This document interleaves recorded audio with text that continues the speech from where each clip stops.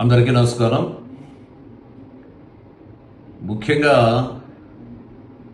గత 2 ఏళ్ల కాలంలో చూసినట్టయితే రాయలసీమ ప్రాంతంలో గొడ్డలి పార్టీ విధ్వంసం చేయడం జరిగింది. ఈ ప్రాంతానికి ఈరోజు విధ్వంసం నుండి వికాసం వైపు ఎన్డీఏ కూటమి ప్రభుత్వం దూసుకెళ్లడం జరుగుతోంది. అదే క్రమంలోనే చూసినట్లయితే గత 2 సంవత్సరాల కాలంలో రాయలసీమ ప్రాంతానికి చెందినటువంటి ప్రాంతాల్లో ముఖ్యంగా గత 5 సంవత్సరాల క్రితం 2014 నుండి 2019లో కియా పరిశ్రమ రావడం జరిగింది. అనంతపురం జిల్లాలోని వెనకబడినటువంటి ప్రాంతమైనటువంటి పెనుగొండకి. అది తెలుగుదేశం ప్రభుత్వ హయాంలోనే. అదేవిధంగా ఈ 2 ఏళ్ల కాలంలో చూసినట్లయితే శరవేగంగా ఈరోజు పెట్టుబడులు అనంతపురం జిల్లాకి రావడం జరుగుతూ ఉంది, రాయలసీమకి రావడం జరుగుతుంది. దానిలో భాగంగానే ఈ 2 సంవత్సరాల కాలంలో దాదాపు 3,700 కోట్ల రూపాయలు వెచ్చించి ముఖ్యంగా మాల్యాల నుండి కుప్పం వరకు, అదేవిధంగా మడక్సిర వరకు కూడా నీళ్లు, హంద్రీ నివా నీళ్లు కూడా తీసుకుని వెళ్ళడం జరుగుతుంది. ఇది కూడా అభివృద్ధి. అదేవిధంగా మొన్ననే ఫైటర్ జెట్స్ అనేటువంటి ఒక కర్మాగారాన్ని కూడా పుట్టపర్తికి తీసుకురావడం జరిగింది. అలాగే శ్రీ సిటీలో కూడా ఈరోజు రాయల్ బుల్లెట్ అనేటువంటి మోటార్ సైకిల్ కూడా తీసుకురావడం జరుగుతూ ఉంది.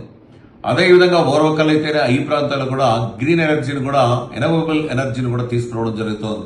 అనంతపురంలో కూడా డిఫెన్స్ కర్మాగారం అయితేనేమి, మడసిర ప్రాంతంలో సోలార్ సంబంధించినటువంటి సోలార్ ప్రాజెక్టులు కూడా ఈరోజు ముఖ్యంగా మడక్సిర అయితేనేమి, అదేవిధంగా పెనుగొండ ప్రాంతంలో రొద్దం మండలం అయితేనేమి, ఈరోజు రాప్తాడు నియోజకవర్గంలో అయితేనేమి చాలా వరకు, అదేవిధంగా ముఖ్యంగా పుట్టపర్తి నియోజకవర్గంలో కూడా రిలయన్స్ వాళ్ళు కూడా పెట్టుబడులు పెట్టేదానికి ముందుకు రావడం జరుగుతుంది.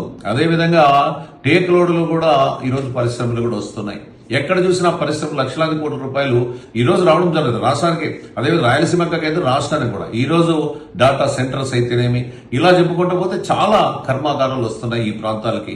ముఖ్యంగా అదే జగన్మోహన్ రెడ్డి గొడ్డెల పార్టీ అధికారంలో ఉన్నటువంటి 5 సంవత్సరాల కాలంలో వినాశనమే తప్ప, విధ్వంసమే తప్ప అభివృద్ధి అనేది ఎక్కడ కూడా జరగలేదు. అదేవిధంగా ఈరోజు రాయలసీమ ప్రాంతానికి, ముఖ్యంగా కర్నూలుకి కూడా ఈరోజు హైకోర్టు బెంచ్ ను కూడా ఇస్తామని కూడా చెప్పాము. ఆ తొందరలో అది కూడా పూర్తి చేయడం జరుగుతుంది. అంటే ఈ తెలుగుదేశం పార్టీ ఎన్డీఏ కూటమి నారా చంద్రబాబు నాయుడు గారి నాయకత్వంలో ఈరోజు అంతా కూడా అభివృద్ధి కార్యక్రమాలు చక్కగా నడవడం జరుగుతోంది. దానికి ప్రజలంతా కూడా అర్థం చేసుకోవాల్సినటువంటి అవసరం ఉంది.